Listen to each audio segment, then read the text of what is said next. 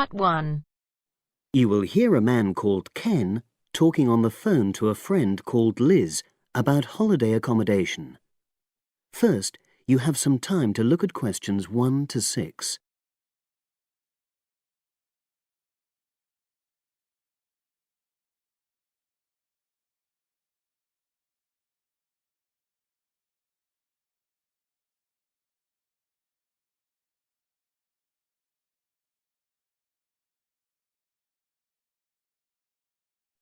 Now we shall begin. You should answer the questions as you listen because you will not hear the recording a second time. Listen carefully and answer questions 1 to 6.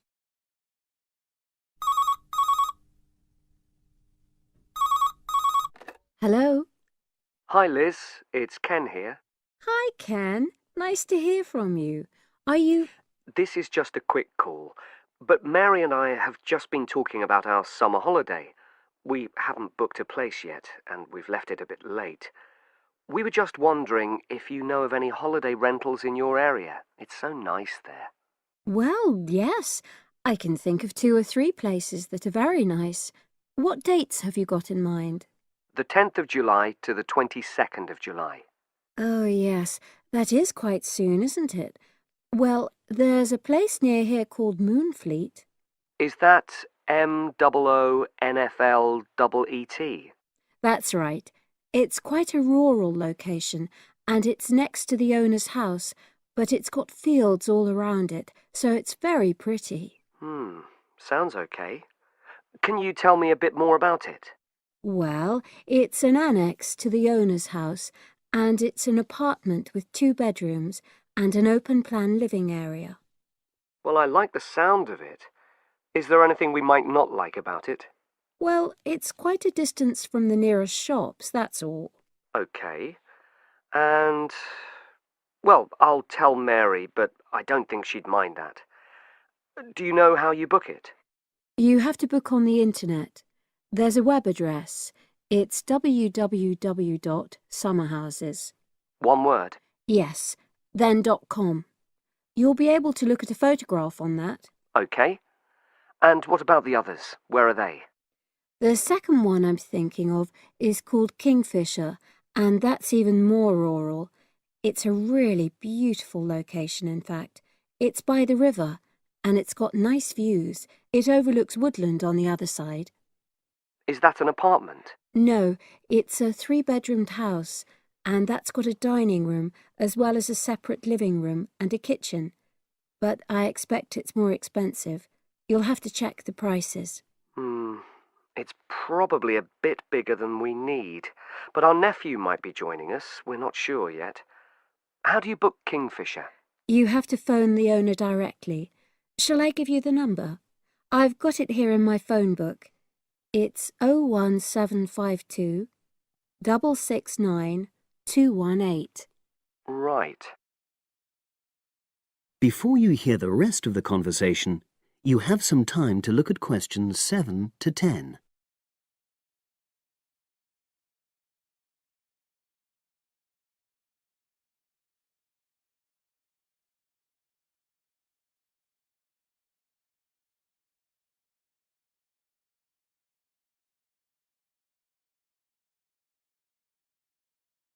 Now listen and answer questions 7 to 10. And you mentioned a third place? Yes, there's a house that my sister stayed in last year. It's called Sunnybanks. Nice name. And the location of that one is rather different. It's in the centre of a village, but it's a very small and quaint place. Did your sister like it? Oh, yes. It's by the sea, so her children really loved it. What's the accommodation like? I'm not sure about the number of rooms, because I haven't been in it myself, but I think she said it's quite spacious, and I know it's got its own garden. It's not very big, but it's not shared with anyone else, and it's supposed to be very pretty. Any snags? Problems? The only other thing I can think of is that there's nowhere for parking. The streets are too narrow, so you have to leave your car somewhere else and then walk to the house. It's only about 10 minutes away, but... Okay. Well, I don't think it matters personally. How do you book it? There's an agent you have to contact. I don't know his details, but I can ask my sister and let you know tomorrow. Thanks, Liz. That'd be great. I'll talk to Mary and see what she says. Thanks for your help. That's okay, Ken. I'll speak to you again tomorrow. I hope you find what you're looking for. That is the end of part 1. You now have half a minute to check your answers.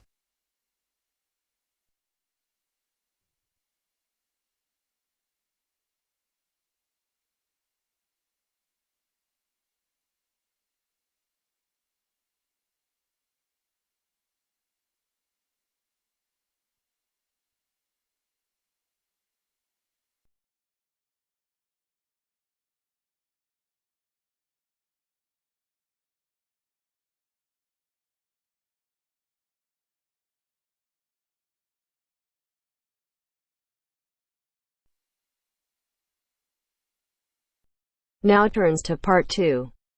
Part 2. You will hear a trainer giving a talk to people who want to learn outdoor survival skills. First, you have some time to look at questions 11 to 16.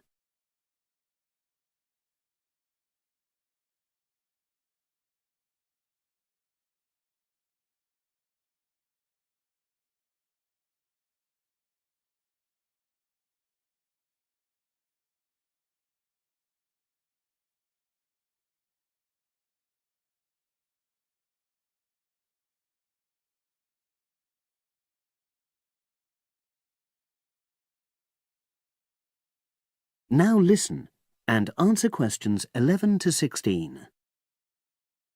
Good morning, everyone, and welcome to our outdoor survival program. As you know, this week you'll be learning some of the basic information and skills you need to look after yourself independently in the outdoors. These first 2 days will be based here in the classroom, and then we'll be taking a camping trip to put into practice some of the things you've learned. I'm going to start off with the topic of food. And to start with, I'll describe just 2 methods which we'll be putting into practice at our camp, and which make use of natural resources, the steam pit and the bamboo pot. I've got 2 posters here to make things clearer, and I'll start with the steam pit here. To make this, you'll need some dry sticks, some grass, some loose earth, and some stones. And for this week only, some matches. The first thing you do is to dig a shallow pit in the place you've chosen to do your cooking. Let's say about 25 centimeters deep and 30 centimeters wide.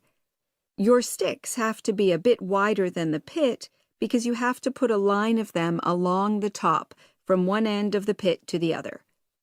Before setting light to these, you take some large stones and arrange them on top. Then you start the fire and wait till the wooden platform burns through and the stones fall into the pit. At this point, brush away any pieces of hot ash from the stones. You can use a handful of grass, and then take another stick and push it down into the center of the pit, between the stones. After that, you cover the whole pit with a thick layer of grass. And then you can put your food on it, wrapped in more pieces of grass, like parcels. Finally, cover the whole thing with earth. You have to pat it firmly to seal the pit. Then all you have to do is take the stick out and pour a bit of water into the opening that it leaves. It should take about 4 hours for your food to cook, as it cooks slowly in the steam that's created inside the pit. Now you have some time to look at questions 17 to 20.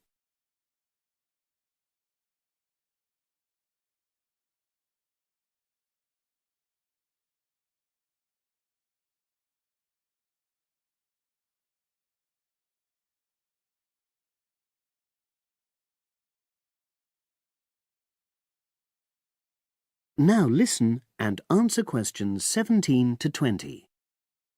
So, simple but effective. The other method you're going to practice this week is the bamboo oven. Now, the steam pit is ideal in certain conditions because the heat is below ground level. For example, if there's a strong wind and you're afraid a fire might spread. But when it's safe to have an open fire, you can use the bamboo oven method. You get a length of bamboo, which, as you probably know, is hollow and consists of a number of individual sections with a wall in between. You use a sharp stick to make a hole in each of the dividing walls apart from the end one. Then you lean the bamboo over a fire, with the top propped up by a forked stick and the bottom sitting on the ground. You pour enough water in the top to fill the bottom section, and then light a fire underneath that section to heat the water. Then you put your food inside the top section, and the steam coming up the bamboo through the holes you made cooks it. I'm going to move on now to food itself and talk about some of the wild plants you might cook. I'm going to begin with fungi. That's mushrooms and toadstools. I'm sure you'll be aware that some of these are edible and they're delicious, but some of them are highly poisonous. Now, whether they're poisonous or not, all fungi that you find in the wild should be cooked before eating, because that helps to destroy any compounds in them that might be mildly toxic. But be aware that any amount of cooking won't make poisonous varieties any safer to eat. Unless you can definitely identify a fungus, you should never eat it. It's not worth the risk. And you need to be really sure, because some fungi that are poisonous are very similar in appearance to certain edible varieties. They can easily be mistaken for each other. So, having said all that, fungi are delicious when they're freshly picked, and although they are only moderately nutritious, they do contain minerals which the body needs. I'll move on now to leafy plants, which are generally... That is the end of part 2. You now have half a minute to check your answers.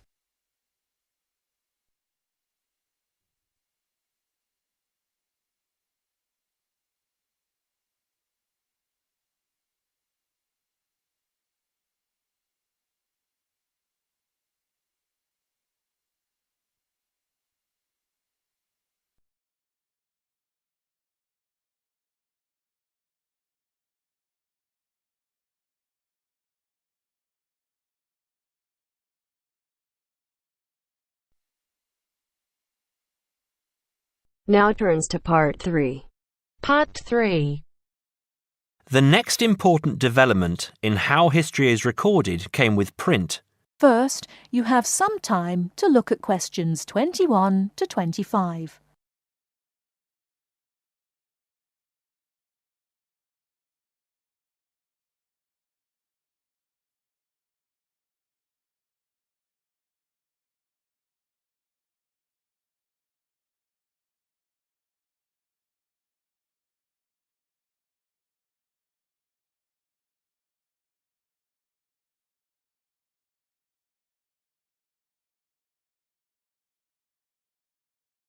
Now, listen carefully and answer questions 21 to 25. The next important development in how history is recorded came with print. In the 8th century, the Chinese invented paper and woodblock printing. Remember that up to this time, very few people could read and write, and so only a very small number of people could understand written history. Suddenly, many books appeared, and many more people learnt to read. In the 14th century, the first printing press was invented in Germany. This reduced how long it took to produce books. The new printing technique quickly spread to other parts of the world. More books appeared, and even more people learnt to read.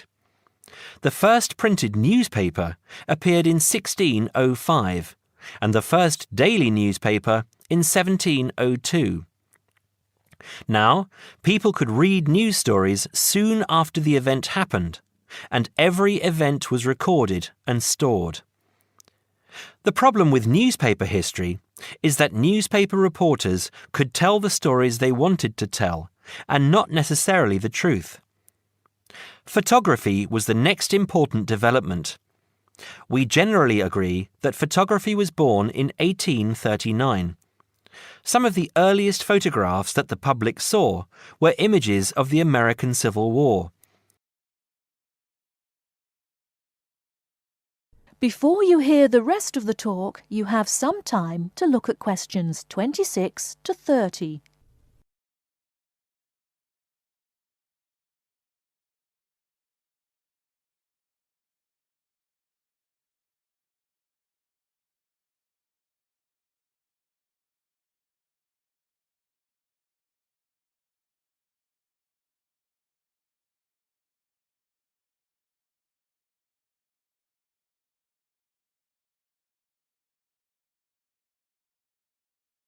Now listen and answer questions 26 to 30. People were shocked by the photographs of dead soldiers, and for the first time saw the reality of war. By 1850, photographs appeared regularly in newspapers, and people now expected the truth. At the end of the 19th century came the first motion picture camera.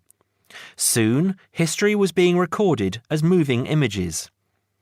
In the 1930s, television brought moving images into people's homes.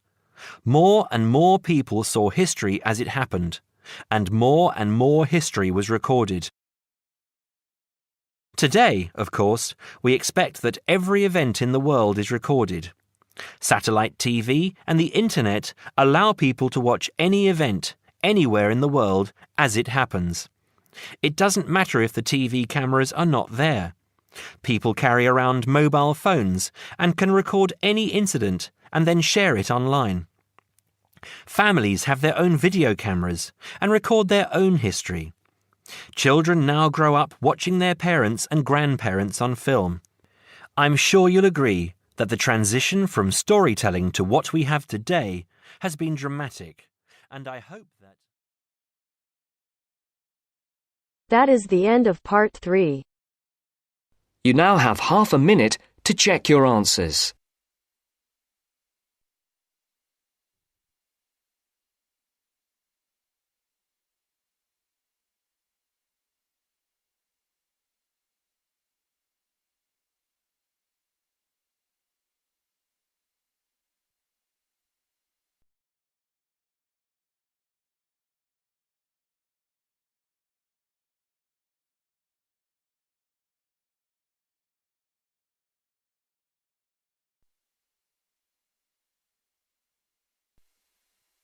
Now turns to part 4. Part 4. This is Jane Frost with this morning's edition of Wake Up with Frost. First, you have some time to look at questions 31 to 40.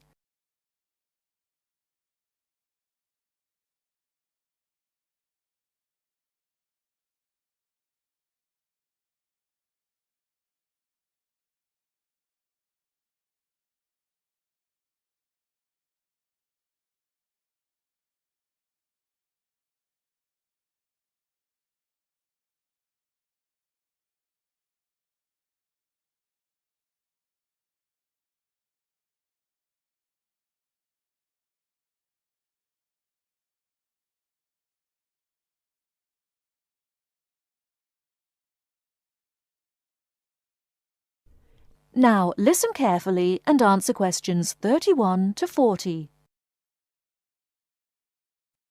Good morning. This is Jane Frost with this morning's edition of Wake Up with Frost. As you all know, for the last week we've been running a survey trying to find out what you, the listeners, think is the greatest invention of the last 200 years. The response has been amazing, double the amount we had last year, so thanks to all of you for taking part. We've had about 2,000 responses online and about the same on our phone lines. The lines are now closed, and this morning I can announce what the results were. So, here it is. You, the listeners, have chosen as the greatest technological invention of the past 200 years, and let me not forget to mention that 65% of you voted for this, it's the bicycle. Yes, the bicycle, first invented in 1818, and, would you believe it, the first bicycle was made of wood. The second bicycle had iron wheels. I cannot imagine what that must have been like to ride. It would have kept you fit at any rate. But for me, the best thing about the bicycle was what it did for women's rights. Yes, in the 1890s, it was the bicycle that meant women could change their clothing, start wearing trousers or pantaloons as they were known. Before then, women's clothes had been really uncomfortable, and I'd imagine quite difficult to breathe in. So, thanks to the ordinary bicycle, it was not only the man who wore the trousers in a home. Instead, women could now feel far more equal to their male contemporaries. And I'm sure you'll agree, the bicycle is a great way to get regular exercise, and of course, it's much better for the environment. And today, over 1 billion people all over the world ride bicycles, and for some, it's their only means of getting around from A to B. So, to all you bicycle riders out there, keep up the good work. Coming in a close second with 42% is the computer. I found out something interesting about the computer, which is that really, this word first meant someone who did mathematical calculations. Of course, today, with the development of the personal computer, computers are being used for everything from home use to business and even digital photography. I don't know about you, but I can't imagine life without a computer now. I guess closely related to the computer is the internet, and this got 12% of your votes. Maybe, like myself, many of you might think of the internet as being the World Wide Web, but actually the web is only one part of the internet. The internet began as part of the United States military network, but it later began to be used by businesses and academic institutions. Of course, today, the internet has so many uses. We use it for shopping online and entertainment, as well as to find information and send emails. But sadly, there is a darker side to the internet, and some of you have sent me emails about this. Finally, with 5% of your votes, is the radio. We think the radio was invented by Marconi in 1896, and he opened his first radio or wireless factory in the United Kingdom in 1898. In 1906, a man called Reginald Fessenden gave the first radio broadcast from Massachusetts. Ships could hear him at sea, and apparently he played the violin. As yet, listeners, I've spared you from having to listen to my guitar playing. But certainly radio is still important. Let's not forget that it was by radio that the Titanic sent signals to other ships. And with the popularity of TV today, I was secretly pleased so many of you had still placed importance on the radio. So, there you have it, the results of our survey. I think there are still important inventions that were not chosen but deserve a mention. Nuclear power and, of course, communications satellite, something which I am certain will continue to change the face of how we communicate with each other over both long and short distances. In fact, for me, the mobile phone is one of the greatest inventions of the last 200 years, if I think back to my first phone and then I look at what is happening now. Children born today will probably be more likely to have their first experience of the internet on a mobile phone screen rather than a computer monitor. Some of the new mobiles that are now being sold make it just as easy and as quick to find information on the web as on a computer. And let's not forget that mobiles now have digital cameras, word processing facilities, so you can type all your documents, and even personal organisers. I think it's quite possible that the mobile may even replace computers one day. That is the end of part 4. You now have half a minute to check your answers.